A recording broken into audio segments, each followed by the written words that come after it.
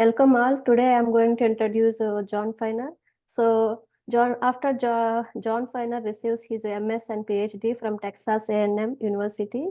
He became a postdoc fellow at Syngenta. He spent his academic career at the Iowa State University, working primarily on tissue culture and transformations of different plants, as well as soybean promoter isolation and characterization using the GFP and automated image collection and analysis. He was active in transformation during the development of many of the breakthrough technologies, having constructed an inexpensive and easy to operate gene gun, and co-discovered sonication as a means to enhance the agrobacterium mediated transformation. John Feiner retired in 2021, and he is now as emeritus professor in the Department of Horticulture and Crop Science at the Ohio State University, and courtesy faculty in the Water School at Florida Gulf Coast University, where he continued play in the laboratory with orchids. So, John, welcome to the Plant Gene. This is a great meeting, and this is a great group. And as you were going through, especially the survey stuff, I actually changed some of the slides in my presentation to address some of the things that people are interested in. I think that what I have is appropriate. I guess I got to ask, Amy, can you hear okay? Everything all right? Yes, sounds good, and we can see your slides. Okay, so I'm going to go ahead and get started with things. I'm just really happy to be here, and I hope I present something, some information you can use. You know, there's a lot of you that are interested in, the technical aspects of transformation, and I'm not going to share that, that with you today. That really was my strength. That was a lot of the things that I did was technology development. But what I want to do is share with you some of the, I guess, the background information and the background stories on the development of transformation and where the ideas came from and how the tools were developed and things like that. I've got a half hour, maybe 25 minutes, so I got to go through things fairly quickly. And there's just a few take-home messages that I have. This is not science-based. It follows the theme of what we've been doing so far, and that is fun with a kind of an application that hopefully will impact your future a little bit and your ability to transform and to gene edit and all these types of things. All right, so I want to talk about the keys, but it's a little bit of a different approach. And as was said earlier, I spent my career at Ohio State University, and now I'm at Florida Gulf Coast University. So what I want to do, though, is talk about some of these keys to the development of these breakthrough plant transformation technologies. And these are the various components that are bulleted here that contributed to the development of technologies. And first of all, right place, right time. I was lucky, and I started getting involved in the early stages of transformation. I was also lucky to be associated with certain teams and groups of people, and that the collective intelligence, something that you're trying to build here, it's just so critical to moving things forward. Most people will emphasize this third bullet, which is hard work, creativity, common scientific sense, but more importantly, hard work. It is a player, but it's not the only one. And then the final thing here that I've relied on a lot in my background is luck.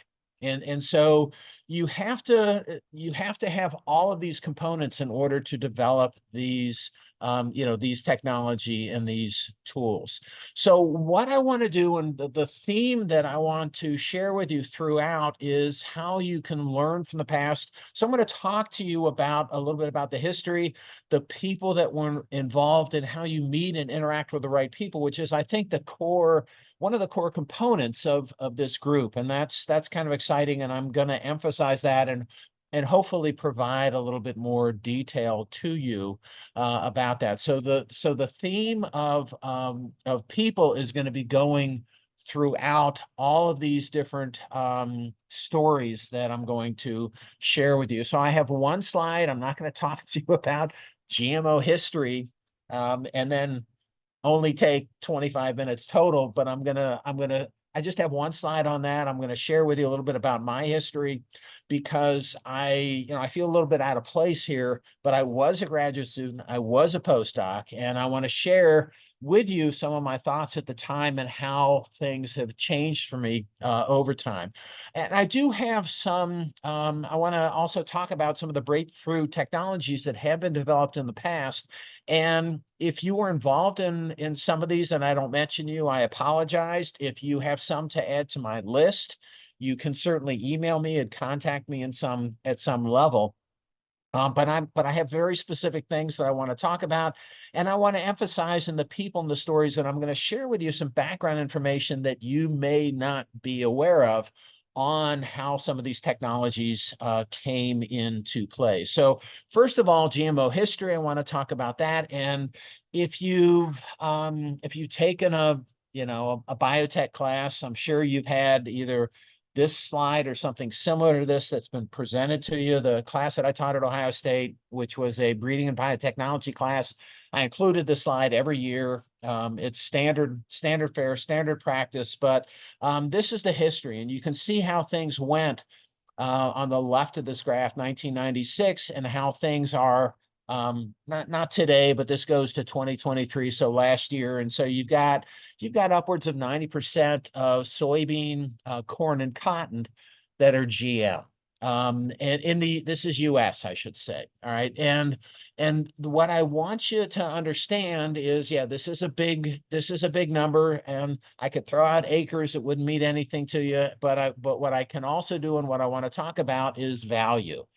So this to me speaks a lot more. The value, 90% of these values are GM and GM related. And what that means is that and this is why we're all here today, and this is why most of us are involved in this field, is because there's money, and you need to be aware of this. I'm sure most of you are, but the money that comes that is resulting from this is the main reason that we're in. You can say, yeah, I've got an interest in science, I want to do pure discovery, and put yourself above the money, but the funding that you have is probably relating in part to this or some of this. So these are huge numbers. 90 billion, 46 billion for soybean, 7 billion for cotton. I've worked on all these plants. I spent most of my career on soybean because the soybean checkoff money came back to the university researchers in order to accelerate development of improved soybean varieties. But this is, again, these numbers are important, and the dollars that drive this. So there's dollars here, there's intellectual property here, there's all these things that really drive this. And yeah, it is adopted, it's in many of the fields, and it's a combination of all of this it kind of impacts us in the direction that we go in the area of plant biotechnology.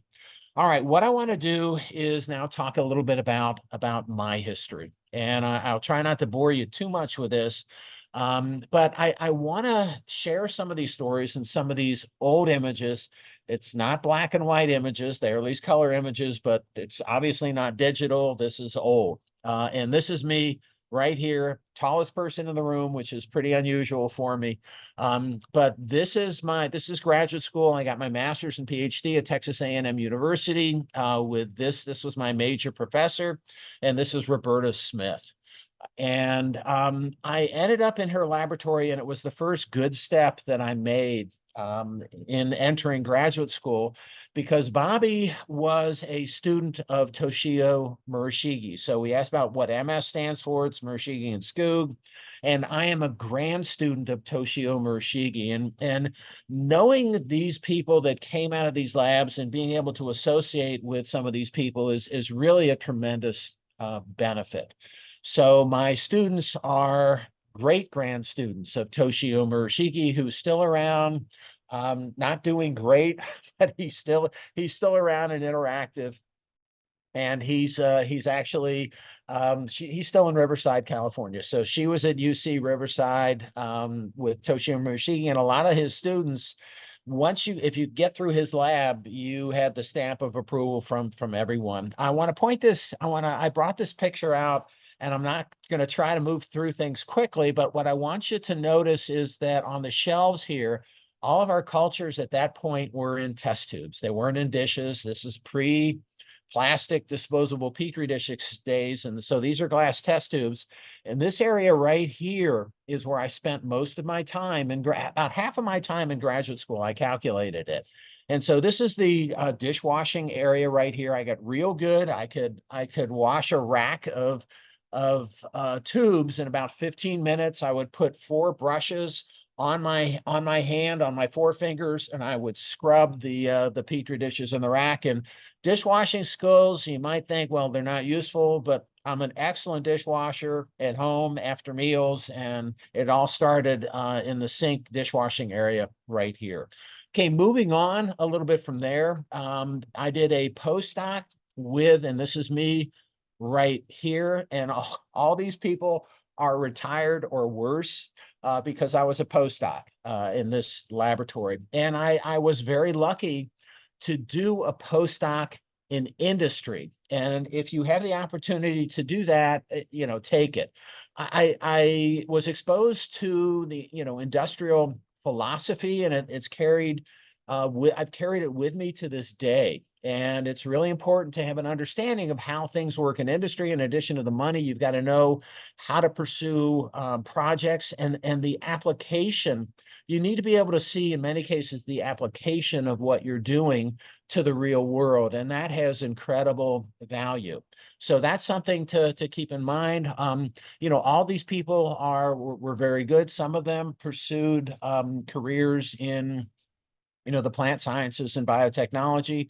But it was the main reason I went here is because the director of this program, and this was the transformation group, but the director of the overall program it was Ciba-Geigy, then it became Syngenta, few names in between.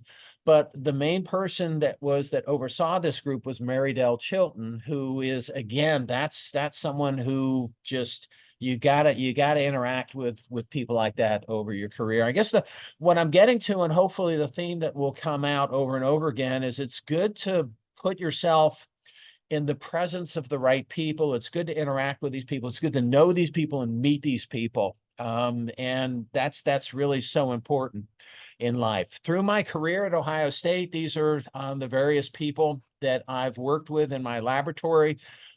This right here is my first PhD student. This guy right here, Frenchman, pain in the butt, but a good guy and a great scientist. And that Philip Vaughn is a first postdoc in my laboratory. I had sabbatical scientists, technicians, and this is me right there. Over the years, I kept my group between 8 to 10 people. I had, when I had 15 people in my laboratory at the largest point, it was the most unproductive years of my career publication. And well, grant-wise, I had to get the grant money to keep these people in.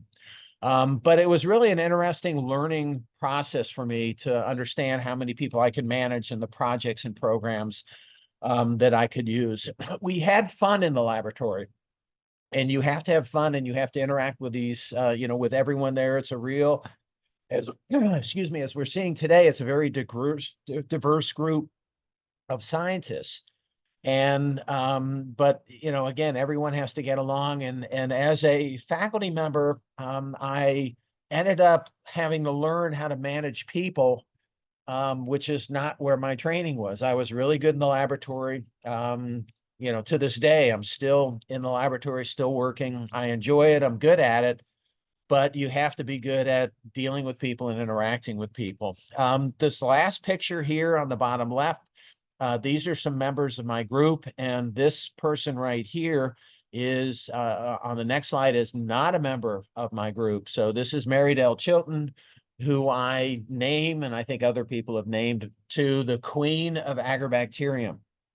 And she really was responsible for, the discoveries. And so she developed the program. She started the program at Ciba-Geigy, which became Syngenta.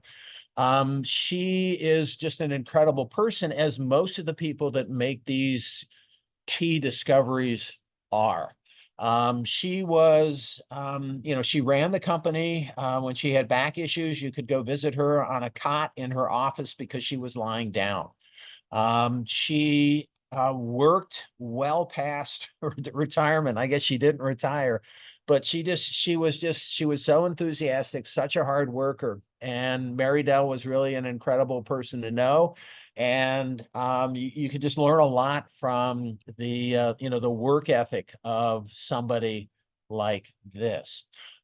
So it was really good to be associated with Mary Dell, to have her teach me the various aspects of agrobacterium. She was more of an agrobacterium molecular biologist, and then I was the transformation people. But over the years, as there was a greater understanding of how agrobacterium interacted with the plant cell, these are just a series of breakthroughs that were involved in the development of this agrobacterium mediated transformation of plant technology. One of the breakthroughs was came to us from Scott Stachel, who gave a talk at Syngenta when I was there, who announced to the group that he's pretty sure he found acetosyringone as the inducer of the the tDNA transfer process. And that, to me, was an incredible breakthrough. There is this article by Ingo Petrikas, who I've also met. Again, the point is, I've met a lot of people. Ingo and I can call him friends now. He published, this is him on the cover of Time magazine. I don't know how many people you know that are on the cover of these magazines, but I know him. He signed it for me when he came and visited me. And he came and visited me because he's a birder. And I'm in Ohio, and McGee Marsh is in Ohio, and it's known for the warblers that come to McGee Marsh during the migration. So I set up a trip for him, and that was the only way that he would come and visit me. And once he visited me, then I had him. But it took an effort to get this guy to come and visit me. It took an effort for me to get him on my side and to have him what I now consider him to be my friend. Ingo published many articles, and one of the articles that he published, an old article, Gene Transfer to Plant Assessment. It's very opinionated, as a lot of the old time plant biotechnologists were and are. And it says, here's a little excerpt from the article: why is it probably impossible to transform cereal plants with agrobacterium? And so he was wrong, because of what the inducers that were isolated and characterized. He was wrong, but it's still I think, an interesting story. He knows it's wrong. It's good to put an opinion out there, and it's good to know people like this. This is the golden rice guy. If you don't know him, that I'm not sure if that could have been a trivia question. I don't know when his birthday is, so maybe you could put that in there. But so Ingo is the golden rice guy, and I know him, and he's one of those very good people to know. As far as, again, looking at the back and the breakthroughs, Flavor Saver tomato was the first approved genetically modified crop on the U.S. market. And it's noteworthy to me, and this is a breakthrough. The technology to generate this really wasn't a breakthrough. The breakthrough came when the first approved GM product is meant for human consumption. And I think that was incredible. And that was Keith Redenbaugh, who was at Calgene at the time. But to be able to push this through and have it for human, I thought it was incredibly aggressive of them. Got it done. Problem is, it didn't work for these reasons, but it was still incredible that they were able to push it through at that level.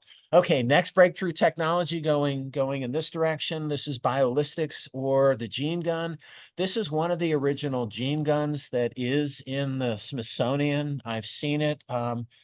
I was probably the only one that said, "Oh, look, isn't that cool?" That was in the whole, museum at the time. This is the commercially available device.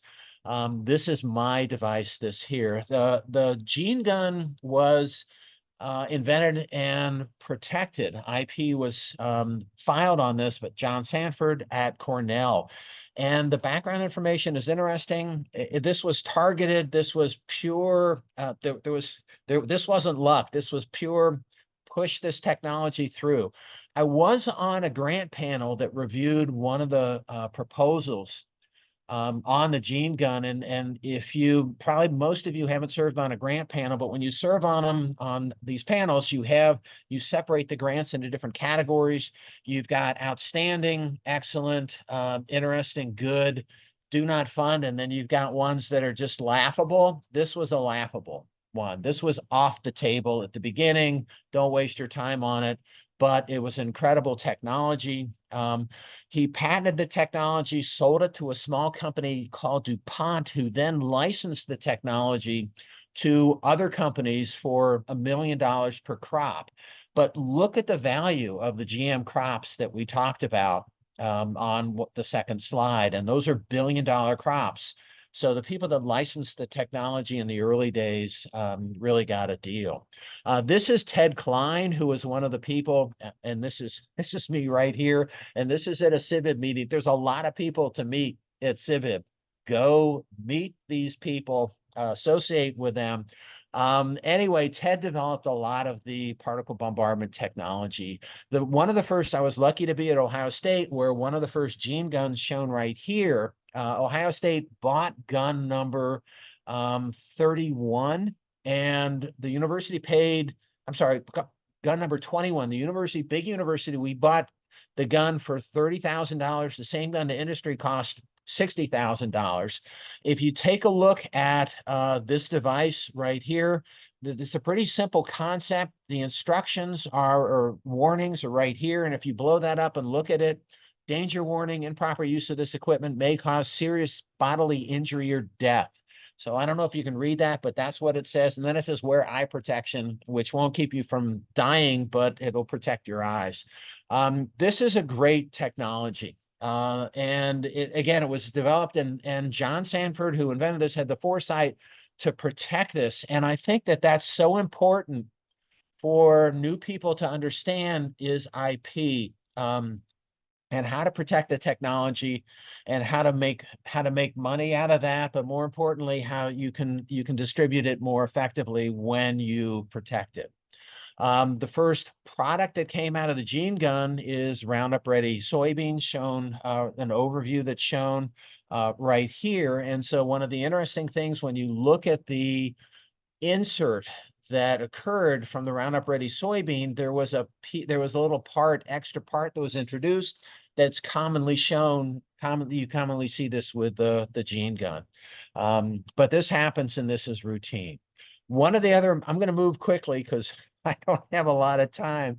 One of the other breakthroughs technologies that is really incredible is floral dip, and unfortunately, floral dip is not applied to too many plants, but this is the Arabidopsis floral dip. And this is the inventor. This is Andrew Bent, and he was famous when he was inducted into the Oberlin College Athletics Hall of Fame, and that's what this image is from. So he is and there's a lot of athletes out there that are turned scientists. So he was a great, I don't know if it's track and field or cross country, but he was a long distance runner.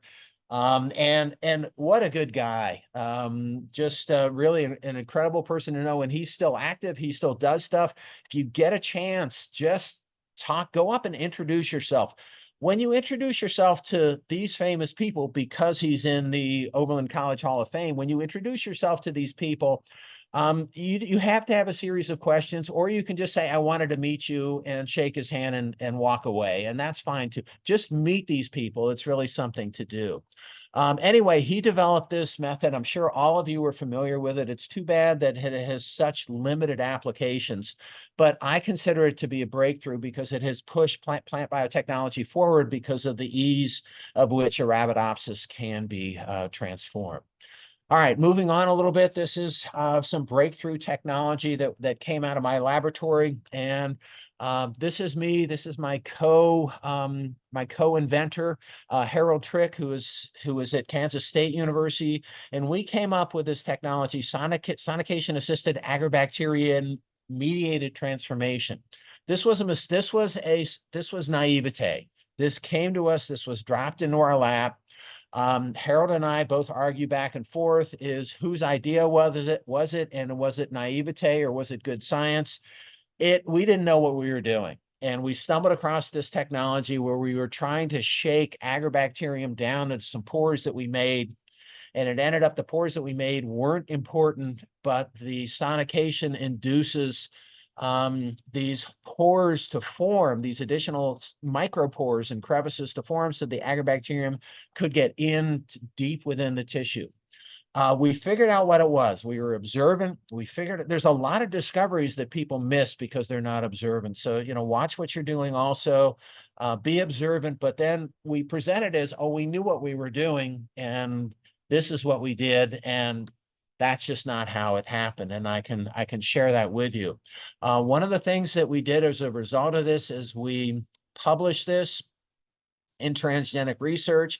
We also filed a patent that was awarded. And because of this patent, we generated royalty money that came to the university and that came to me and that came to the United Soybean Board that sponsored the research. So these guys loved it. And these are just soybean farmers. They're smart. They're really smart, successful soybean farmers, but they just loved it when you give money back to them because of patents. Okay, moving on quickly. This is another, they even call it a breakthrough report. And this comes from Corteva, formerly DuPont, and all these other companies here. Keith Lowe was really, this is just hard work. This is Keith Lowe and Bill Gordon-Comm, who's associated with this group. And Bill is a famous guy. If you get the chance to meet him, meet him. Good guy. Both Keith is a good guy. Gordon-Comm is a good guy. And then this guy right here, Todd Jones, is an exceptionally good guy. Good person to know, very high position at the company. And we know, I'm sure most of you know about the technology here. So the idea is to, again, introduce these morphogenic regulators of regeneration that are under very specific control so that you can get enhanced plant recovery. I've just got a few more slides. Over my career, I've tried to interact again. What I've told you and what I want to emphasize at the end here is that I've tried to interact with the people that have been impactful, the players. I got associated with this group of people right here, and this is the Soybean Tissue Culture and Genetic Engineering Center. The lead investigator is Glenn Collins, which is right here at the University of Kentucky. I'm with Ohio State. We're neighbors. I forced myself on Glenn. I was a nobody. He didn't know me. He didn't know what I was doing. And so I invited myself down, my cost, to give a seminar because everyone's always looking for seminar speakers. By the end of the seminar, I had him hooked and he asked me to join his group that has other good people in it. This is a young version of Wayne Parrott. Recognize that guy right there. Jack Widholm right here. Lila Votkin is right here. And so this was really a good group of people. We have fun, as you can imagine, by these magazine covers. We had the group would take a picture at the end of the meeting. And what happened is when Glenn retired from the group, Harold Trick, who was a postdoc in my laboratory who discovered SAT with me, he joined our group. There's just a couple other people. These are some people also. These are people, and this is me right here. So these are good, famous, established people that all won the Lifetime Achievement Award from the Society for In Vitro Biology. And by golly, I met them and had my picture taken with them. And again, the idea is to promote this, to put yourself in the presence of these very good people. I don't know if this is me right here on the left of this bottom image, and this is Norman Borlaug. And I don't know if you can tell what he has in his hand and returning to me, but it's a baseball. Why is Norman Borlaug giving me at baseball? Well, I did my homework, and Norman Borlaug wanted to be a professional baseball player. And he said one of his main contributions was not his wheat work, but introducing Little League Baseball to Mexico City and the country of Mexico. And this is him with his son when he was doing, so he loved baseball, and so I had him autograph a baseball. I thought I was being very creative, but I found one on eBay that wasn't mine that he signed, so maybe I wasn't as creative as I thought I was. Okay, so I want to end here with some early career advice, which is I think what you are. Work hard on something you like. I'm sorry, this is one I changed at the end. It's not been an optimist, it's be an optimist. People like being around optimistic people. Find out how to get money and support. That's one of the critical things. Everyone's interested in science, but these are other things that are also impactful. Read the literature, very important. Some of the literature is bad, most of the literature is good. And then finally, associate and meet with great people, which is, again, I think one of the things that this group has focused on, which I think is really remarkable and outstanding. All right, that's all I have for today. I thank you for your attention. Plant Gene would like to thank the National Science Foundation for their support. Please visit their website at nsf.gov to learn more.